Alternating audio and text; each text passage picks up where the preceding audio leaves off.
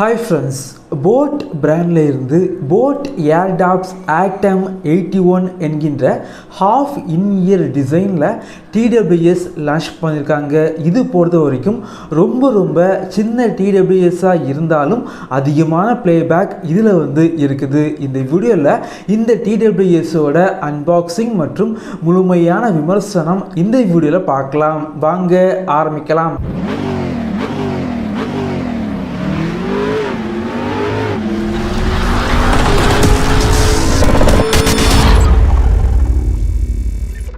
இந்த TWS பொறுத்த வரைக்கும் அமேசான் மற்றும் boAt-ஓட வெப்சைட்டில் அறிமுக சலுகையாக 1299 ரூபாய்க்கு லான்ச் பண்ணியிருக்காங்க.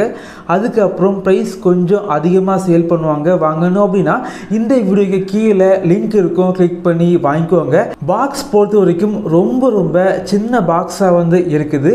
TWS பொறுத்த வரைக்கும் எந்த ஒரு ஸ்க்ராட்ச் எதுவுமே ஆகக்கூடாது அப்படின்னு ஒரு பிளாஸ்டிக் கவரில் அழகாக பேக் பண்ணியிருக்காங்க.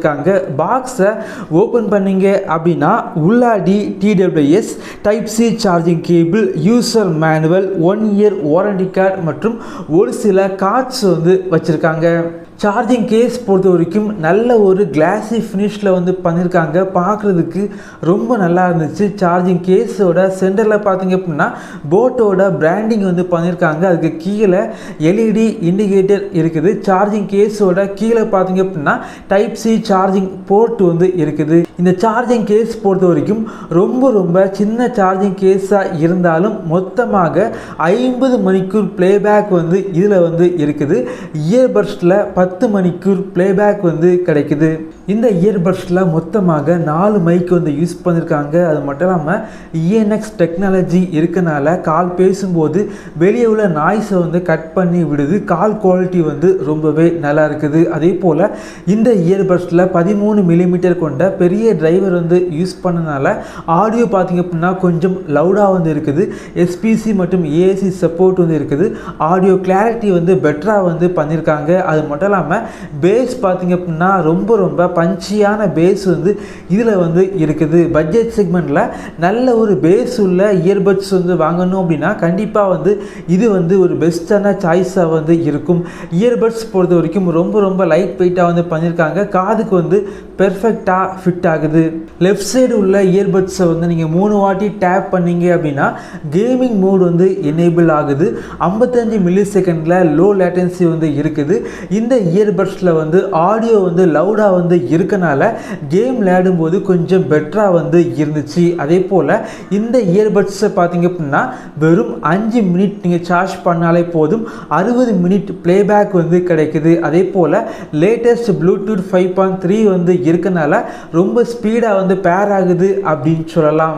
சார்ஜிங் கேஸில் இருந்து இயர்பட்ஸை வெளியே எடுத்தீங்க அப்படின்னா ஆட்டோமேட்டிக்காக பேர் ஆகுது. இயர்பட்ஸ் பொறுத்த வரைக்கும் IPX5 ரேட்டிங்ஸ் இருக்குது. சார்ஜிங் கேஸில் பார்த்தீங்க அப்படின்னா Type-C இருக்கனால சார்ஜிங் ஸ்பீடாக இருக்குது. ஏறத்தாழ 1 மணிக்கூர் 40 நிமிடங்களில் முழுமையாக சார்ஜ் பண்ணிக்கலாம். இயர்பட்ஸை 40 நிமிடங்களில் முழுமையாக சார்ஜ் பண்ணிக்கலாம். வாய்ஸ் அசிஸ்டன்ட் பொறுத்த வரைக்கும் எந்த இயர்பட்ஸாக இருந்தாலும் 3 செகண்டுக்கு லாங் ப்ரெஸ் பண்ணீங்க அப்படின்னா வாய்ஸ் அசிஸ்டன்ட் எனேபிள் ஆகுது.